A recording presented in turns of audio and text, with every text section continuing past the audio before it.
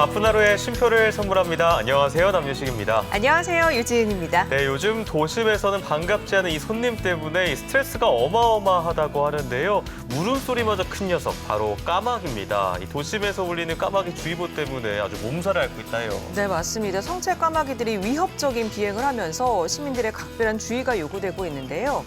서울에서는 운동하는 시민들의 뒤통수를 공격하기도 하고요. 제주에서는 까마귀가 아파트 변압기와 충돌하면서 360여 세대에 정전이 발생하기도 했습니다. 네, 대전에서는 도안과 대흥동 일대에서 이 까마귀 떼들이 출몰하곤 하는데 때마침 지금이 까마귀 번식기라고 합니다. 네. 사람을 천적으로 인식해서 예민해진 까마귀들이 공격하다고 하는데 안타까운 건 마땅한 대응책, 또 없앨 수 있는 방법이 없다고 하네요. 네, 집 주변을 맴돌면서 계속 울어대면 스트레스가 얼마나 클까 상상이 안 되는데요. 주민들의 불편이 큰 만큼 지자체 차원의 좀 대책 마련이 빨리 마련됐으면 좋겠습니다. 맞습니다. 수요일 오늘은 이영중 리포터와 함께하겠습니다. 어서 오세요. 안녕하세요. 수요일의 남자 이영중입니다.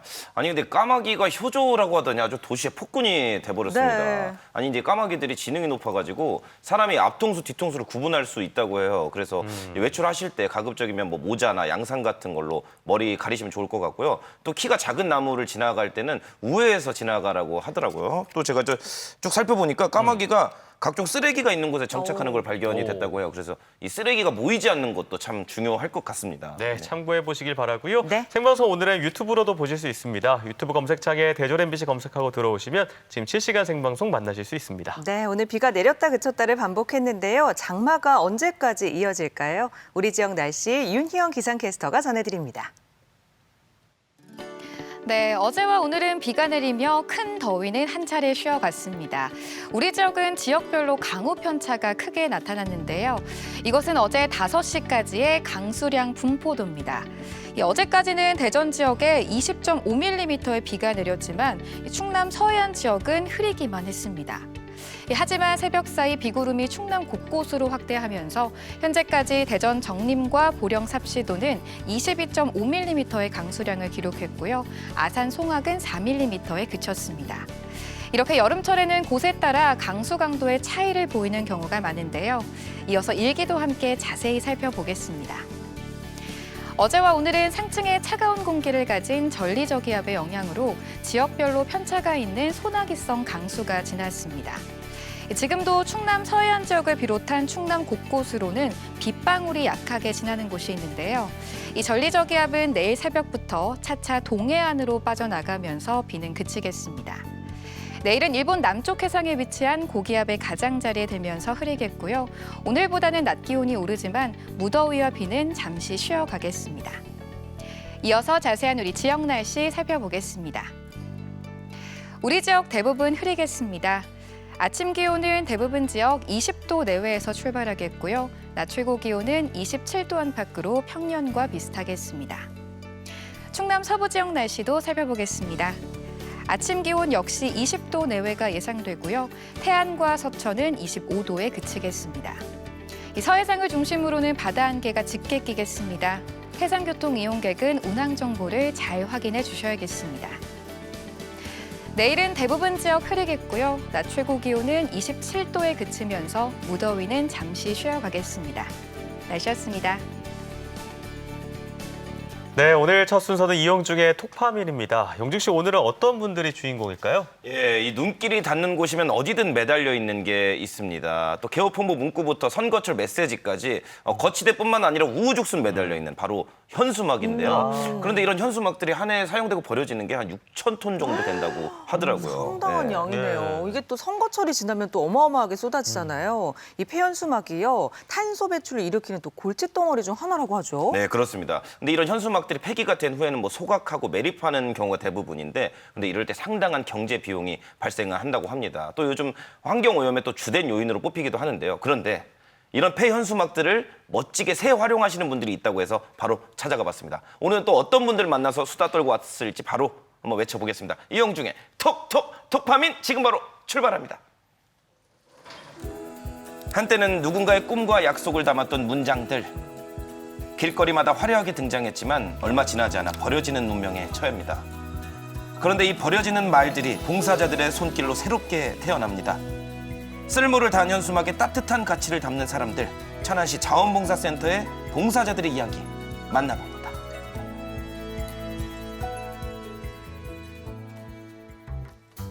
녹음이 짙어가는 6월 천안을 찾아봤습니다.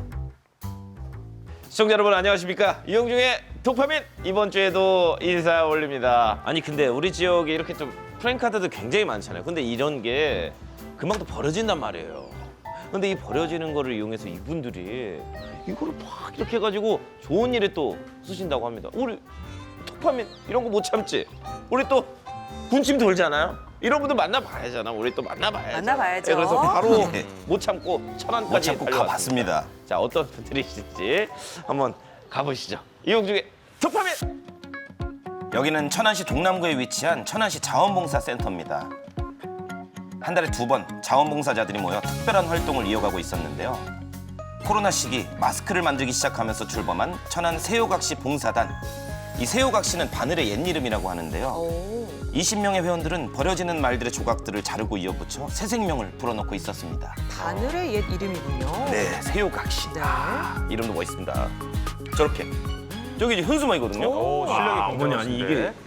이게 지금 저긴 거잖아요. 그 프랜카드요. 프랜카드를 네. 직접 하시는 거지. 가방을 만드시는 거예요? 네, 시장바구니요. 이거를 이렇게 가방으로. 아, 이 아이디어도 좋고. 아이디어가 좋죠. 이렇게 가방으로 태어나는 게 참 신기하죠? 진짜 저는 사실 굉장히 비도덕적인 놈이라.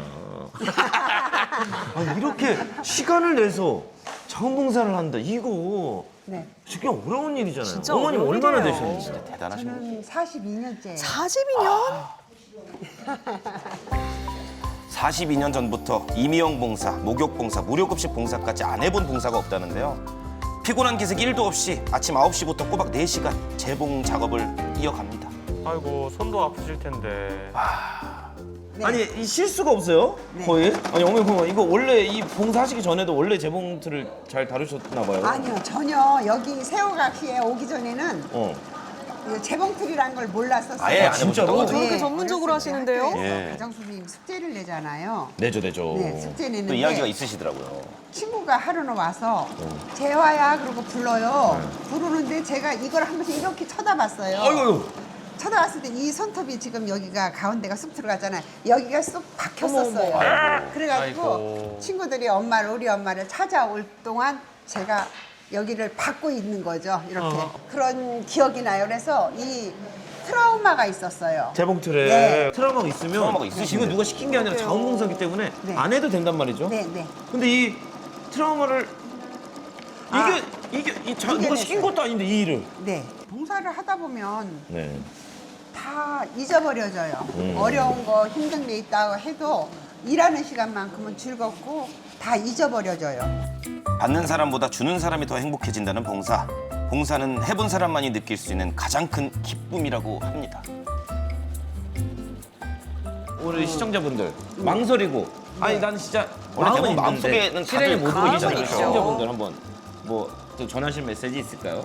봉사를 하면 행복해져요. 한 시간이라도 시간이 난다면 일터로 자원봉사센터로 와보세요. 할 일이 태산같이 많습니다. 그리고 가정이 행복해져요. 정말로 마음이 얼마나 행복한지 몰라요. 표정에서 꼭 오세요. 드러나네요. 소각되거나 매립될 때 비용도 만만치 않고 환경오염도 야기시키는 골칫덩어리 폐연수막을 기꺼이 마음을 내어 가치 있는 물건으로 탈바꿈시키는 사람들. 한 땀 한 땀 봉사자들의 손길로 탄생하는 장바구니는 하루에 적게는 100개, 많게는 300개가 만들어집니다. 와, 양도 상당한데요. 손길 보세요. 와. 아니 어머님 원래 재봉틀을 이렇게 잘 다루셨어요? 옛날부터? 난 초등학교도 안 들어가서 그때 했어요. 초등학교 때? 그러면 초등학교 때니까 한 30년 되신 건가? 지금 몇 살인데 지금 연세 어떻게 되시는데요, 어머니? 춘추가?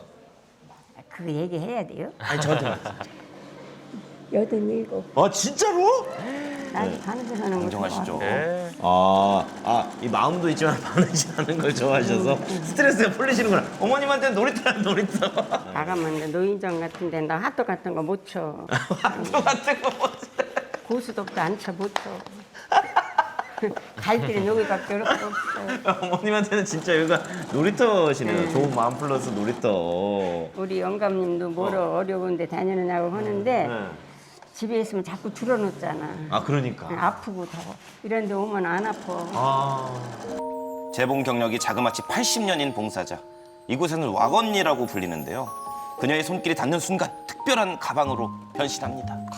진짜 명품일 것 같아요. 아니 어머니 이렇게 정말 재봉틀 솜씨가 명품 가방이 굉장히 되는 좋으신데 뭐 이렇게 주변 뭐 친한 사람들 옷도 만들어주거나 막 이렇게도 하세요? 옷 많이 만들어 입어요. 속 이런 거 다 내가 만들어 입어. 이거 다 어머니 직접 다 만들어 아니 입으세요. 이거는 아니고 확실하시네요. 이건 아니고 산 거고. 아, 저것도 만들어 주신 거예요? 어떠세요? 아 이거 선생님 직접 만드신 거예요? 다 받으셨더라고요, 저 선물. 선물 안 받은 사람 없어요. 아 자, 우리 왕언니가 만들어 온 장갑이에요. 여기저기서 지금 다. 어머님이 한 분 한 분 계속 나오시네요? 기가 막혀 다 해다 줬어요. 오 이쁘다. 너무 싶었어요. 장바구니 봉사는 물론 지인들까지 살뜰히 챙기는 따뜻한 공간. 이곳에서는 바느질을 전혀 할 줄 몰라도 마음만 있다면 누구나 배워서 충분히 봉사에 참여할 수 있습니다. 저 역시 난생 처음 해보는 작업이었지만 봉사자들의 도움으로 작은 힘이나마 보탤 수 있었습니다.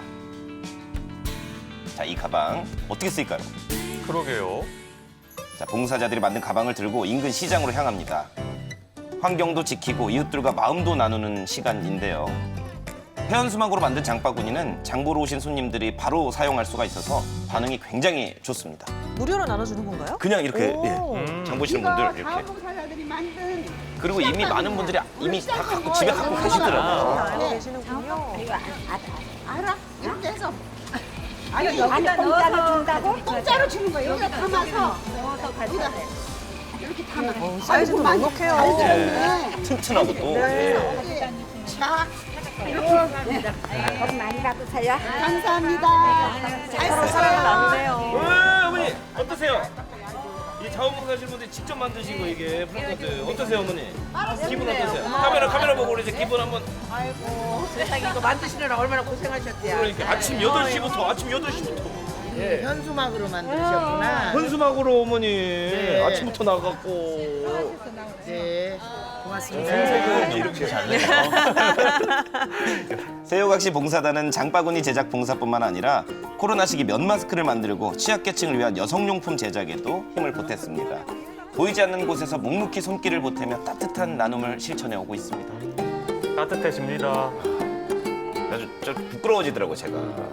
이거 하고선 시장 가가지고 갔다 오면서 무거운데 이거 잘 들고 왔다고 나한테 얘기해 줄 때 그럴 때 진짜 이 어머님께서는 행복하더라고요. 왕복 3시간을 한 40년 저거 하기 위해서. 됐는데. 와, 근데 대단하십니다. 한때 또 몸이 아팠었어요. 근데 또 무의미하더라고요. 그래서 또 안 한다 해도 어느 순간에 또 봉사를 하고 있더라고요. 근데 지금은 너무 몸도 좋아졌고 너무 좋아요. 행복해요. 지금 이 순간이.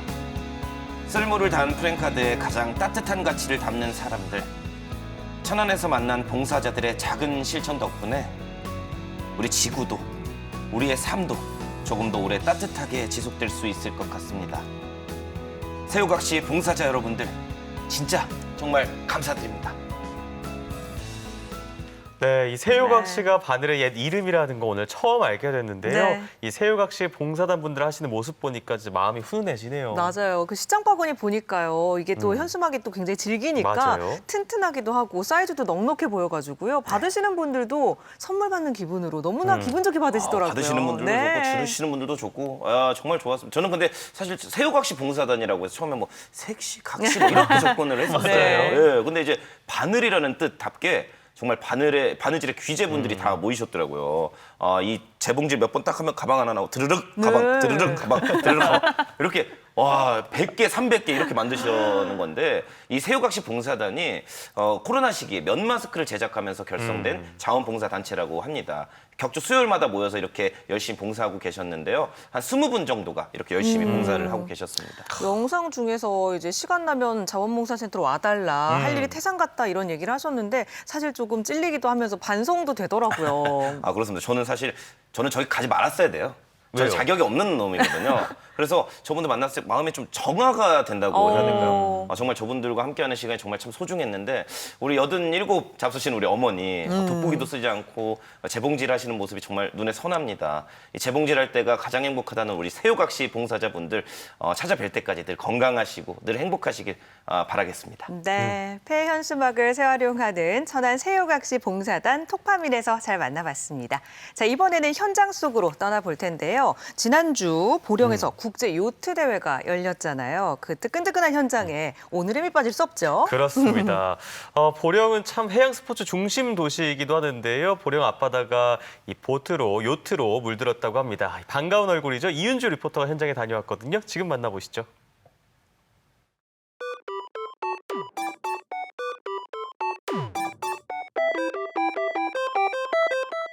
안녕하세요. 현장 속으로의 이은주입니다. 여러분, 바다랑 요트 제 뒤에 보이시나요? 오늘은 해양 스포츠의 대중화를 위해 설립된 이곳 보령 요트 경기장에 나왔습니다. 올해도 이곳에서 바람을 타고 파도를 넘나드는 보령컵 국제 요트 대회가 열린다고 하는데요. 그 현장 속으로 함께 가보시죠.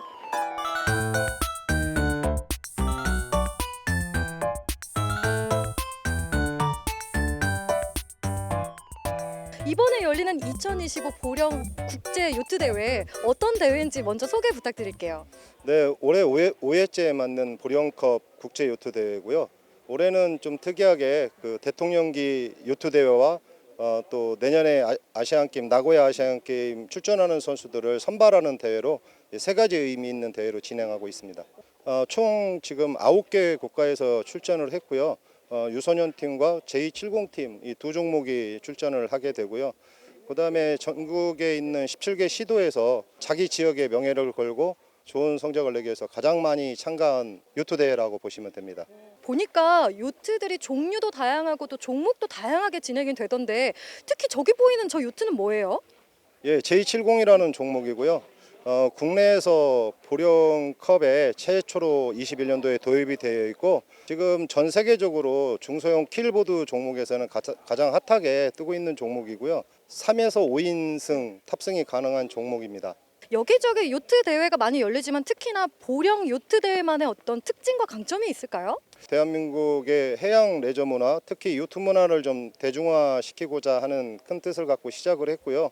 그것 또한 하나의 방편으로는 유소년 요트 발전에 기여하고자 성인 종목과 유소년 종목을 동시에 개최를 하는 그런 대회로 하고 있고 최종적인 목표는 보령에 그 마리나가 아직 없습니다. 충남권에, 충청권에 마리나가 없는데 이런 요트 문화가 좀 활성화가 돼서 조속히 마리나가 건설되는 주춧돌 역할을 해주길 바라는 마음에서 시작을 했습니다.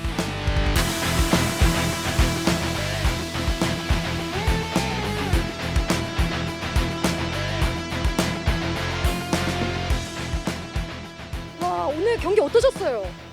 성적은 아주 좋았는데 경기력이 좀 아쉬웠습니다. 상대랑 거리 차이를 많이 낼 수 있었는데 별로 거리 차이를 많이 못 내서 좀 아쉬웠어요. 자랑하고 싶은 으뜸 선수다, 유망주다라고 제가 소개를 받았거든요. 어떻게 유망주가 될 수 있었던 비결 있나요? 남들 쉴 때 운동하고 남들 쉴 때 더 많이 하는 게 여기까지 올라오는 데 도움이 된 것 같아요. 이 선수 같은 경우에는 유독 나이대에 비해서 좀 체력이나 신체적인 조건도 굉장히 월등한 친구이기도 하고 이제 그런 두터운 체력을 베이스로 한 지략까지 좀 굉장히 좋은 친구이기 때문에 남들 쉴 때 이 친구는 이제 저한테 따로 와서 이제 저녁에 그냥 비는 시간에도 계속 저를 찾아와서 이제 개인적으로 운동을 또 하고 오겠다. 오히려 제가 너무 많은 운동량을 좀 말리는 그런 선수거든요. 최종 목표도 뚜렷하게 있을 것 같아요, 우리 최지훈 선수. 앞에 있는 목표들은 일단 아시안게임 1등을 하고요. 멀리 있는 목표는 올림픽에 출전해서 금메달이라는 거를 따고 싶어요.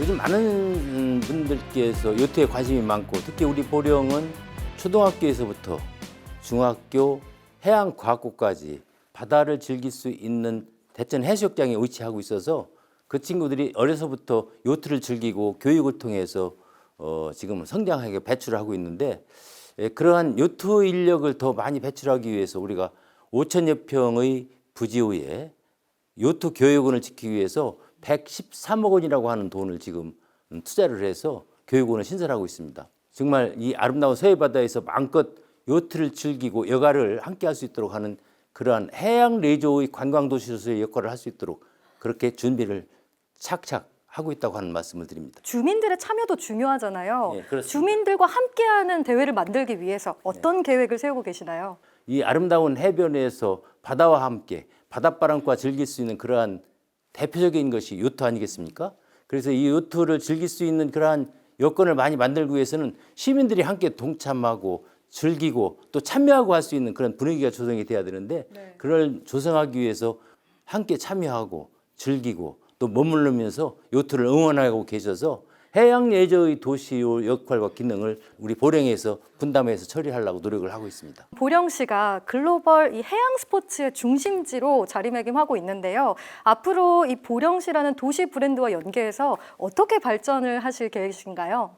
원산도를 해양 레저의 거점으로 그리고 효자, 장곡, 고대, 삽시도를 하나의 섬으로 묶어서 오섬 아일랜드라고 하는 이러한 브랜드를 가지고 우리 보령뿐만 아니라 전국에서 오시는 손님들에게 미소, 친절, 청결로 잘 맞이해서 해양 레저의 거점으로 만드는 역할을 최고의 시정의 제1 과목으로 추진을 지금 잘 하고 있다고 하는 말씀을 드리고요. 특히 이제 7월 25일부터 28일 머드 축제가 지금 열릴 준비를 좀 차분히 하고 있습니다. 이번 금년 여름 축제는 가자 보령으로 즐기자 머드 축제로 이렇게 힘을 함께하는 그런 멋진 그림을 그릴 수 있도록 꼭 방문해 주시면 감사하겠습니다. 네. 자, 가자 보령으로 놀자 머드로!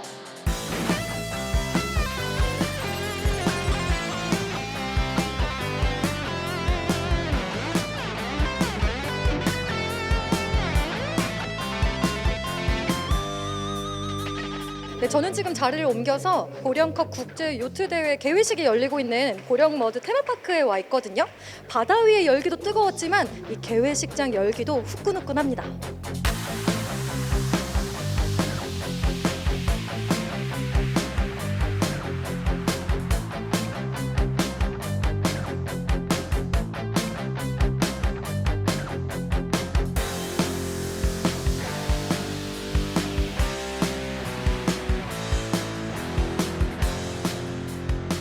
대한요트협회가 해양스포츠의 대표로서 그간에 정말 많은 성과를 내왔잖아요. 회장님께서 그 성과를 좀 자랑해 주세요. 1979년도에 대한요트협회가 발족이 됐습니다. 그래서 대한요트협회에서 각 선수들을 지원하기 시작을 했고 1982년 뉴델리 아시안게임부터 저희가 국가대표들이 경기에 참여를 했고 그때부터 86년, 88년 올림픽을 거치면서 저희 요트의 실력은 굉장히 향상이 돼서 아시아의 최강국이 됐었습니다. 세계대회에서는 올림픽에서 7등 한 게 가장 최고의 성적인데 2028년 LA 올림픽에서는 저희도 집중해서 트레이닝을 해서 메달을 한번 트라이해보는 그런 기회를 한번 가져보려고 요트 선배들이 힘과 돈을 모아서 노력을 하고 있습니다. 이 요트의 대중화를 위해서 누구보다 최선을 다해서 노력하고 계시잖아요. 예, 맞습니다. 자그마한 요트를 딩기라고 하고요. 커다란 요트를 킬보트라고 합니다. 딩기는 그 각 시도의 요트협회에서 요트 학교를 개설을 합니다. 그래서 무료로 일반인들에게 어린 학생부터 그 일반인들까지 무료로 요트 강습을 하고 있습니다. 또 킬보트는 사실 이제 커다란 요트는 요트를 물에 띄워놓고 그 햇빛과 바람을 즐기면서 뭐 이렇게 와인도 즐기고 이렇게 멋들어지게 요트를 즐길 수도 있지만 좀 더 재미있게 요트를 즐기려면 크루즈 요트를 즐기려면 대회에 참가해서 경기를 하는 겁니다.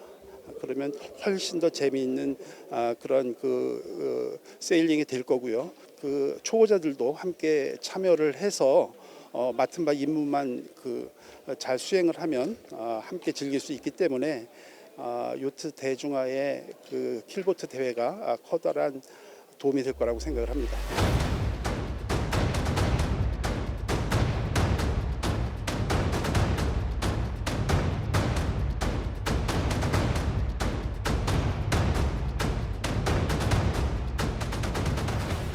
지금 하고 있는 대회의 중장기적인 발전의 최종 목표는 지금 한반도를 둘러싸고 있는 분쟁의 바다이지 않습니까?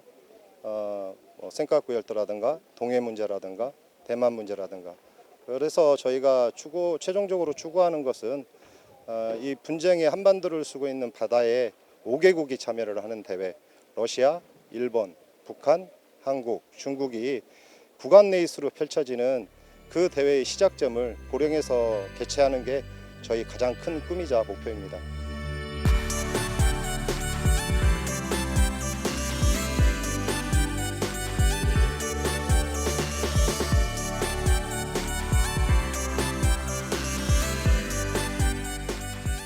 파도를 가르지르며 펼쳐지는 뜨거운 승부. 지금 보령 앞바다는 열정의 물결로 가득합니다. 바다를 무대로 정말 멋진 도전하고 있는데요. 여러분도 함께 응원해 주세요. 지금까지 국제 요트 대회에서 이은주였습니다.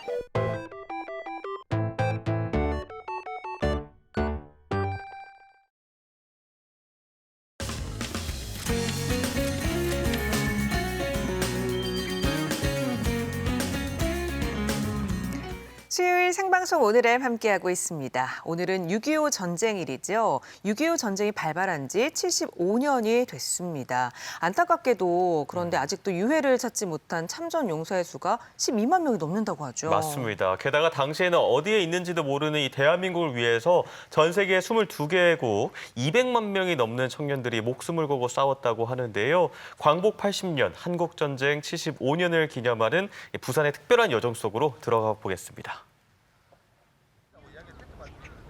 지난주 금요일 현충일의 푸른 정원이 펼쳐진 유엔기념공원은 경건했습니다. 국가를 위해 희생한 분들에게 애도를 표하고 감사의 마음을 전하고 있었는데요. 오늘은 말이죠. 국가를 위해서 희생하거나 목숨을 바친 분들을 애도하는 날인 현충일인데요. 올해로 한국전쟁이 발발한 지 75년이 됐지만 매년 40만여 명의 소중한 분들이 국제 유일한 유엔군 묘지인 이곳을 매년 찾아주고 계시다고 합니다. 특히 유엔기념공원은 대한민국 국가유공자 외에도 유엔군으로 참전한 외국인 참전용사도 많이 계신 곳입니다. 오늘은 호국보훈의 달 6월을 맞아서 지금의 평화가 있기까지 큰 역할을 해주신 분들의 이야기 만나보시죠.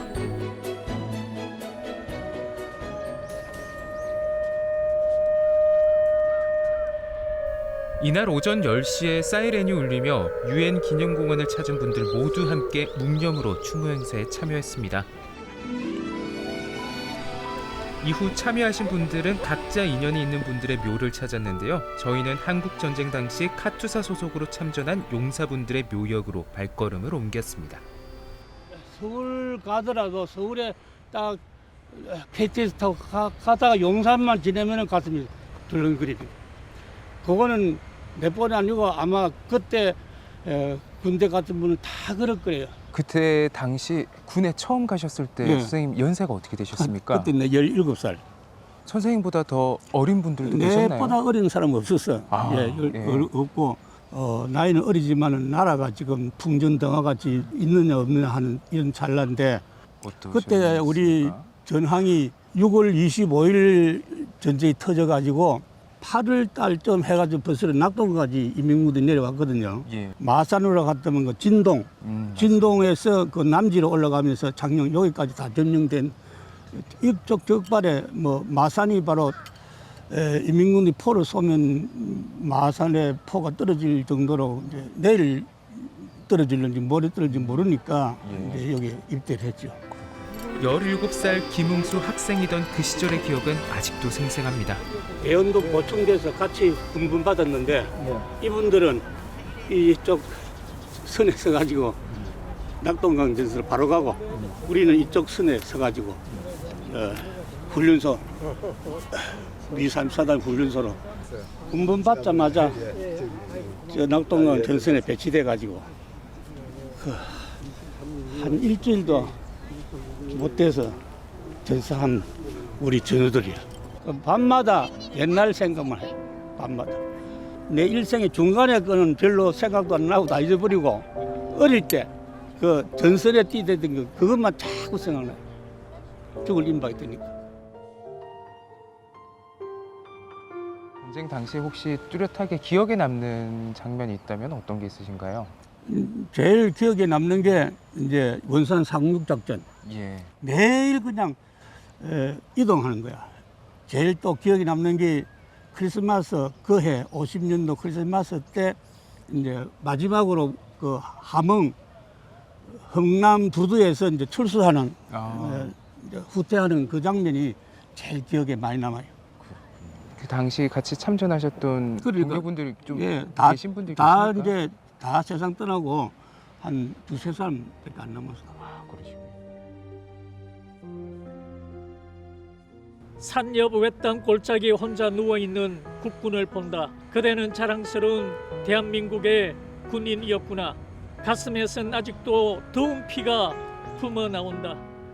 장미 냄새보다 더 짙은 피의 향기여, 엎드려 그 젊은 죽음을 통곡하며 나는 듣노라.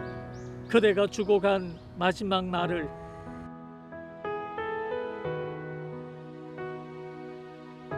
이어서 일제강점기 때 독립을 위해 헌신하신 분들을 만나러 갔습니다. 여러분들은 혹시 이 백산 안희재 선생에 대해서 들어본 적이 있으신가요? 마침 이 주변에 그분을 기리는 기념관이 있다고 해서 왔습니다. 근데 그곳에 가기 전에 혹시 백산 안희재 선생이라고 들어보셨나요? 안희재 선생이라고 들어보셨나요? 아니요. 처음 솔직히 말씀드리면 처음 들어봤어요. 그래요? 네네네. 그럼 백산 안희재 선생님에 대해 제대로 알아보자고요. 야, 여기가 이제 앞서 말씀드린 백산 안희재 선생을 기리는 백산 기념관입니다. 근데 이 기념관 위치가요, 백산 안희재 선생이 독립운동 당시에 활동했던 그 백산 상회가 있던 자리에 기념관을 지었다고 합니다. 1995년 8월 15일 광복 50주년을 맞아서 백산 안희재 선생의 업적을 기리기 위해서 이렇게 기념관이 마련이 됐다고 하는데요. 지금 바로 들어가 보시죠. 백산 안희재 선생님은 비밀리에 독립운동을 하셨기 때문에 남겨진 사료가 많지 않다고 합니다. 현재까지 어렵게 모은 안희재 선생님의 80여 점의 사료로 어렵게 꾸며진 전시관입니다. 백산 안희재 선생은 어렸을 때부터 지역에서 수재로 소문이 났다고 합니다. 그래서인지 이 앞에 있는 친필 서한을 보면요, 필체가 아주 예술입니다. 이분이 이렇게 공부에만 능하셨던 건 아니고 배웠던 것을 실천으로 옮기기도 합니다. 이분의 전공이 경제학을 대학에서 전공하셨는데 독립운동에 자금이 절실히 필요하다는 것을 알고 그 자금을 마련하는데 노력을 쏟았다고 합니다. 근데 그 자금을 마련하는데 여러 가지 방법을 사용하셨지만 그 중에서 가장 좀 대표적인 게 오늘 이 기념관이 있는 장소인 백산상회를 열어서 거기서 판매한 물품의 수익금으로 독립자금을 만들어서 상해 임시정부로 보내는 역할을 아주 비밀리에 하셨다고 합니다. 안희재 선생이 돌아가신 이후 2년이 지난 뒤에 우리나라는 광복을 맞이하게 됩니다. 나라를 위해서 정말 어떠하나 바라는 것 없이 몸을 바친 이 안희재 선생의 일생을 짧게나마 이 기념관에서 확인할 수 있어서 정말 다행이라는 생각이 들고요. 이 순국선열에 대한 헌신을 절대 잊지 말아야겠다라는 생각이 드는 그런 장소와 시간이었습니다. 이어서 우리 부산을 대표하는 독립운동가 중 한 분을 만나러 동래구로 갔습니다. 그분은 바로 박차정 의사입니다. 낭민역 근처에 생가가 있다고 해서 찾아왔는데요. 자, 오늘 여기가 바로 여러분들이 기억하셔야 할 이름, 박차정 의사의 생가입니다. 동네 일신여학교를 다닐 때 항일 학생운동을 주도했고요. 그때 민족 해방을 목 놓아 외쳤던 분입니다.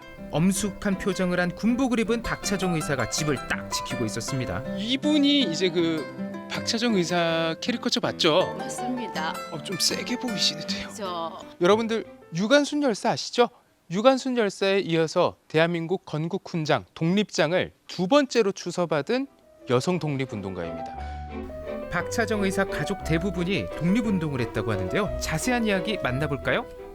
여기가 생가라고 하니까 그거부터 궁금합니다. 어느 정도 복원해 놓은 것 같은데 네. 이 복원하는 과정이 좀 어땠나요? 박차정 의사에 대한 어떤 우리가 많이 알려지지 않는 상태에서 이 집도 알려지고 있지를 않았어요. 그러다가 이제 1995년 문민정부 때 박차정 의사에 대한 새로운 평가가 내려지면서 이제 여기 생가에 대한 관심을 가지게 되고 힘을 합해서 이 생가를 매입을 해서 지금의 모습으로 복원을 했다고 보시면 됩니다. 어린 시절부터 독립운동을 하셨다.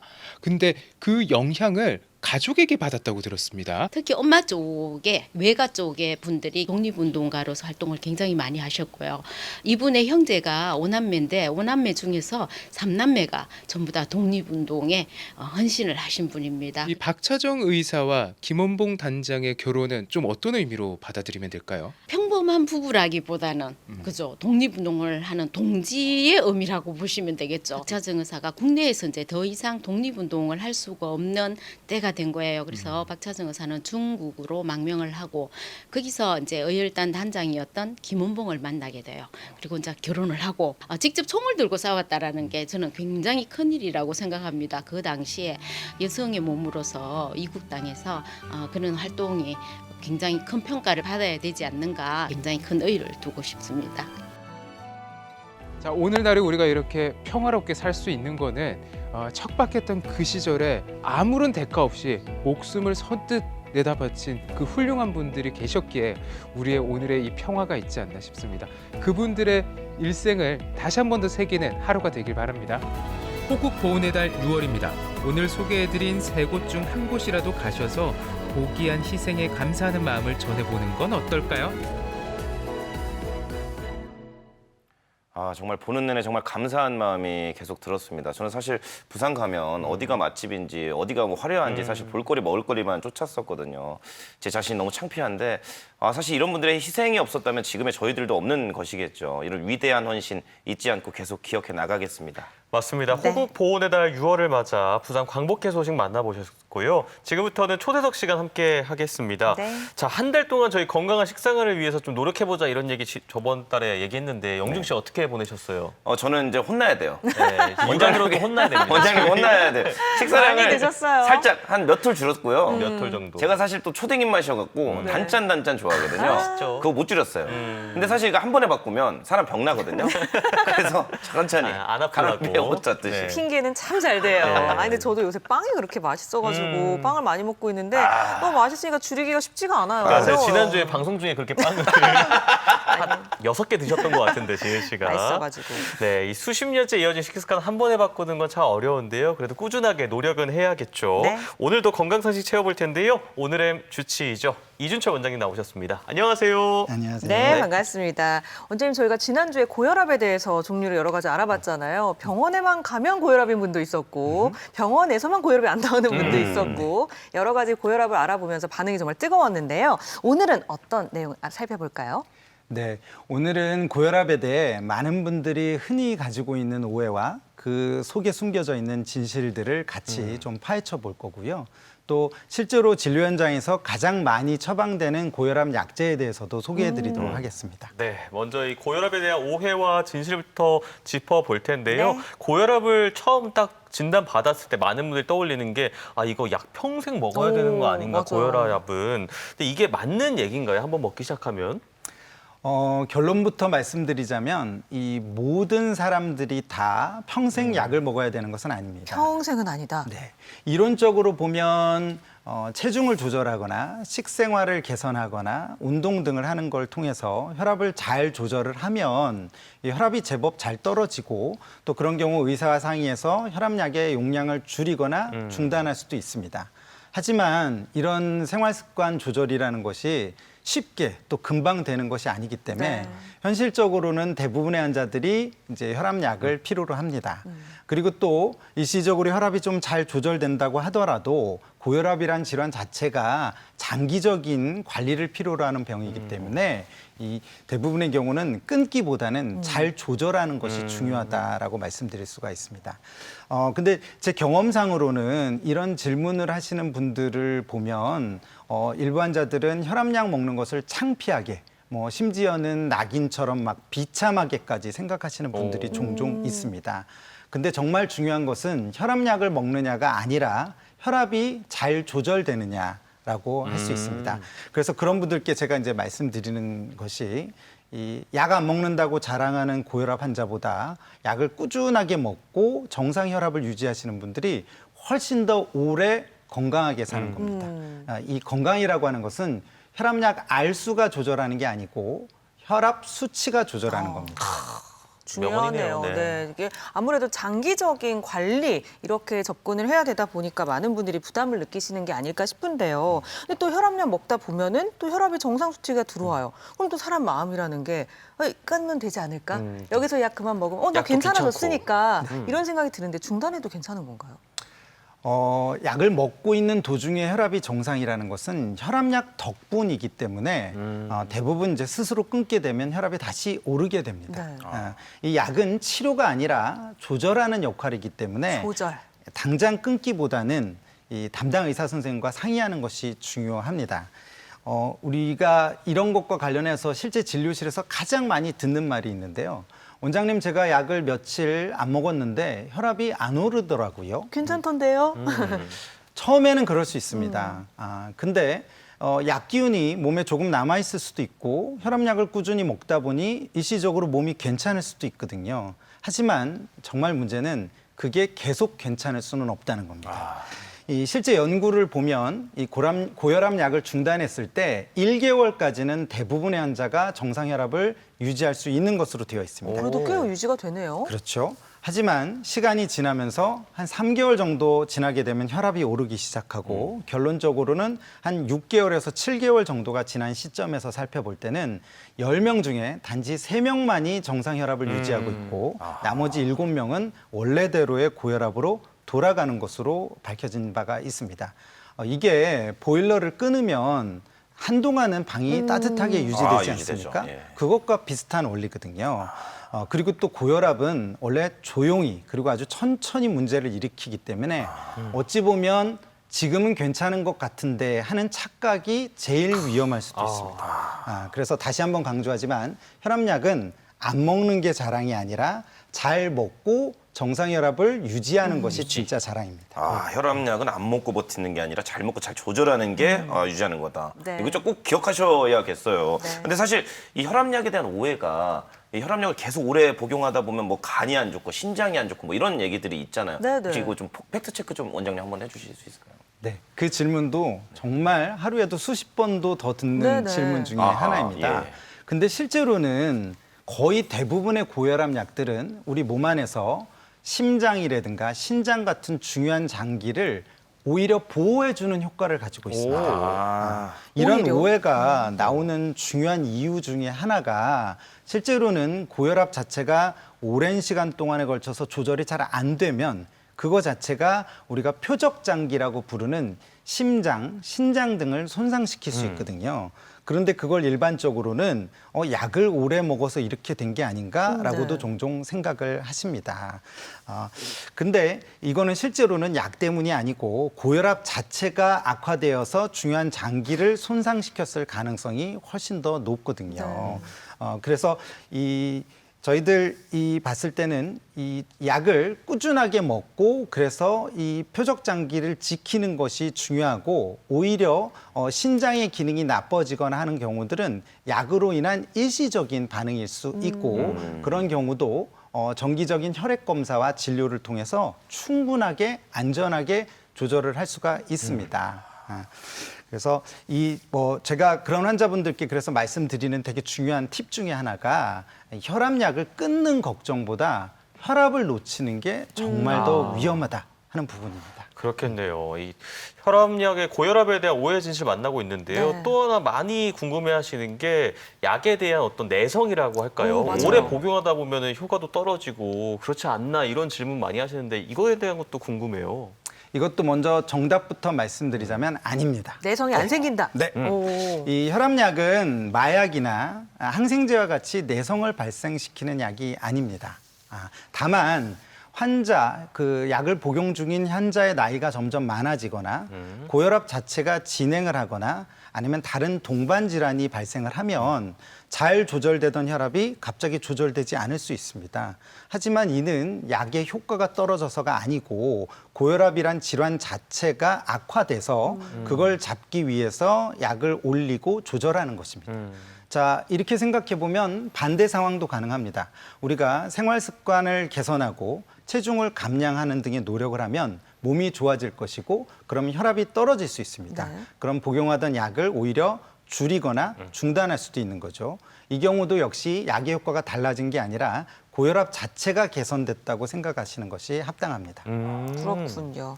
자, 혈압약에 대한 오해와 진실 살펴봤는데요. 지금부터는 혈압약 성분에 대해 조금 더 자세하게 알아보도록 하겠습니다. 영중 씨는 네. 혈압약 성분 관련해서 평소 궁금한 점이 있었을까요? 그러니까 이제 고혈압이 딱 되면 이제 환자에 맞게 뭐 약이나 이런 뭐 용량 같은 걸 처방을 하시잖아요. 근데 그 전에 제일 뭐 고려하시는 부분 뭐 이런 거, 네, 그게 좀 궁금합니다. 네, 저희가 그 고혈압으로 처음 진단 받으신 분에게 이제 약을 처방해야 되겠다라고 하면 가장 먼저 고려하는 것이 두 가지 측면이 있습니다.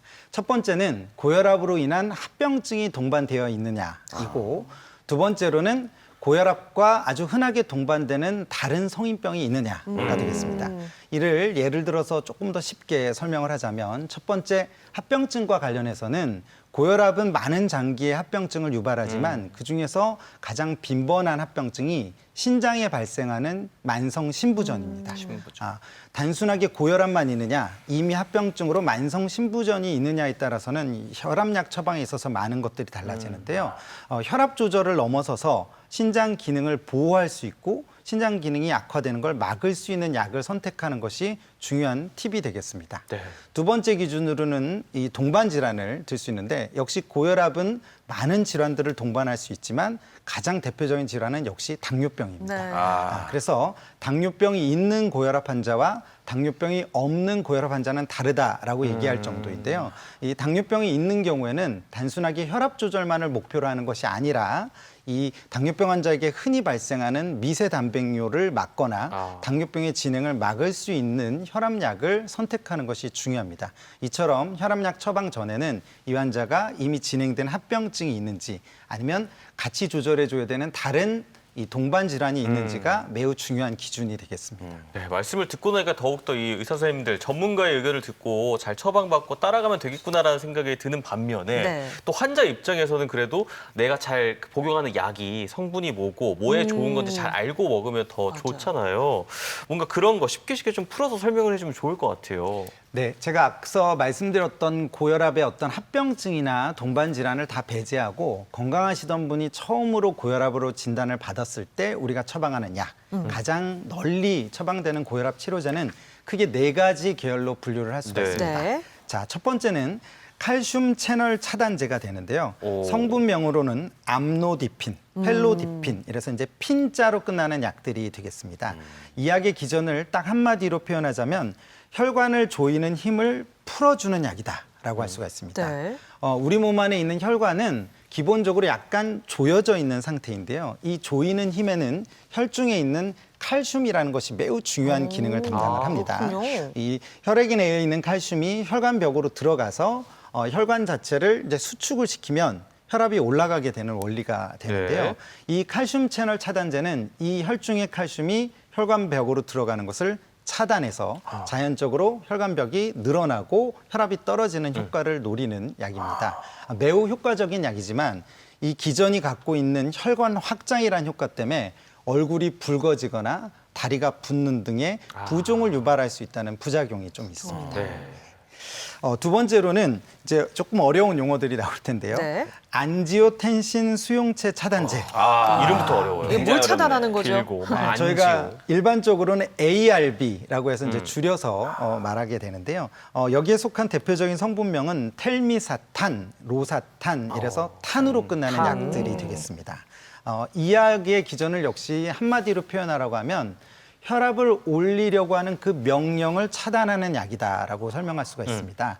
우리 체내에는 안지오텐신-2라고 하는 호르몬이 있는데 이 호르몬은 우리 몸 안에서 혈관을 수축시키고 수분과 나트륨을 몸에 쌓이게 해서 혈압이 전반적으로 올라가는 쪽으로 작동하는 원리가 있습니다.